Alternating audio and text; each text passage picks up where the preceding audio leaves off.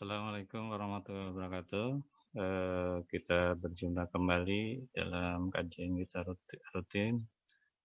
Kali ini saya akan coba bahas terkait tema penyakit, musibah dan kesabaran. Kita tahu bahwa belakangan ini berbagai penyakit ini terkait kondisi kesehatan lingkungan yang masih rendah. Ini masih terjadi di beberapa wilayah seperti kasus malaria, demam berdarah, kusta, filariasis, infeksi saluran pernapasan akut atau ISPA, dan yang terakhir adalah kasus penyakit COVID-19. Ini kalau kita lihat kondisi rendahnya kualitas lingkungan itu tidak saja sejatinya mendatangkan jatuhnya banyak korban yang terserang penyakit tersebut, tapi bahkan telah mendatangkan musibah, bencana buat manusia itu sendiri. Seperti adanya banjir gitu ya, longsor, terus juga kasus pencemaran lingkungan di beberapa wilayah. Itu tidak lain adalah akibat kondisi kesehatan lingkungan yang masih rendah. Adanya fenomena alam seperti ini, kita selaku umat beragama tentu harus merenungi, menyikapi, dan memaknai secara benar. Ada hikmah apa di balik segala musibah atau kejadian tersebut. Sehingga dengan pola pikir seperti ini, kita dapat berbuat lebih baik lagi dan menyikapi kondisi alam semesta ini dengan benar dan bijaksana. Berbicara musibah dalam kasana keilmuan Islam, disebutkan kalau musibah itu sebenarnya ada dua macam, gitu ya. Pertama, musibah yang di luar pilihan manusia. Contohnya ada penyakit yang menimpa seseorang atau terjadinya kepakiran. Sedangkan terkait posisi manusia dalam menghadapi musibah macam ini, Dr. Akrim Ridho membaginya menjadi 4 macam. Ya. Yang pertama ada manusia yang lemah sehingga ia tampak gundah dan sedih, serta ia suka mengaduh dan sedih, serta ia suka mengaduh bahkan merasa tidak suka atau benci gitu. Yang kedua adalah ada yang sabar. Yang ketiga yang lebih tinggi dari bersabar adalah ridho atau menerima. Dan yang terakhir yang keempat kata Dr. Akrim Ridho itu bahwa kan ada juga yang syukur dan ini merupakan makom atau kedudukan yang paling tinggi tentunya. Kategori musibah yang kedua adalah musibah yang mengenai seseorang karena perlakuan orang lain gitu ya. Contohnya adalah perbuatan zalim, merampas harta, atau mencela. Sementara itu terkait kedudukan manusia ketika menghadapi suatu musibah, Dr. Akim Ridho selain seperti apa ditambah dengan kedudukan eh, yang pertama adalah memaafkan, jadi sikapnya itu adalah memaafkan. Yang kedua, kalbunya bersih dari keinginan balas dendam.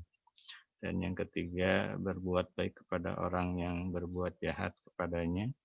Dan yang keempat adalah berusaha untuk menghadapi berbagai aspek yang menjadi sebab tumbuhnya musibah dan menghilangkannya. Ini tentunya harus kita usahakan secara maksimal ya, biar kita bangkit dari keterpurukan maupun kegagalan dari musibah yang kita hadapi. Terkait dengan ini para fisiolog mengungkapkan bahwa keluh kesah Gunda itu adalah karib dan saudaranya sikap lemah, loyo. Sedangkan sabar itu adalah saudara kandung dan sahabat terdekatnya kecerdasan dan akal. Jadi tinggal kita pilih mau gundah gulana atau kita menyikapinya dengan sabar gitu ya. Lebih jauh kalau kita renungkan sesungguhnya, secara jujur bahwa kedudukan berusaha menghadapi segala kejadian dalam hidup ini ya, ini merupakan sikap yang harus kita tanamkan dan dalam tindakan hidup seorang muslim gitu ya. Sebab, kedudukan berusaha ini yang sesungguhnya adalah menghimpun semua, makom atau posisi, dari seorang, mukmin ini untuk, berlaku dan berguna semuanya. Bahkan semua posisi itu ditentukan oleh adanya usaha dari diri kita sendiri. Pada tataran berusaha inilah, manusia sebenarnya, itu dia telah dibekali dengan, perahu kesabaran ya. Dan kalau kita baca di beberapa referensi literatur, kata sabar ini sendiri berasal dari bahasa Arab yang, eee, dibentuk dari huruf, shad, ba, dan ro. Adapun makna asalnya ini berarti berusaha, menahan diri dan melatihnya. Jadi di situ ada ada penekanan, kita berusaha untuk menahan diri dan melatihnya. Jadi kalau kita nggak dilatih ya susah gitu ya. Makanya ada kata-kata dari Ibnu Al-Qayyum menyatakan bahwa dalam kata sabar itu terkandung 3 makna. Di situ ada menahan, tegar, dan menggabungkan antara, menahan dan tegar gitu ya. Secara demikian kalau kita, maknai bahwa sabar bagi manusia itu adalah bukan berarti pasrah ya. Sabar adalah kegigihan kita untuk tetap berpegang teguh kepada ketentuannya ya. Dengan kata lain kesabaran itu merupakan proses aktif ya antara ridho dan ikhtiar. Jadi kesabaran bukan proses diam dan pasif ya, melainkan proses aktif baik akal, tubuh, dan iman dalam hati manusia. Justru kalau kita berpikir lebih jauh dari misalnya dari suatu musibah yang kita sikapi dengan sabar, maka akan di situ akan lahir rahmat dan tuntunan dari Allah, insya Allah ya.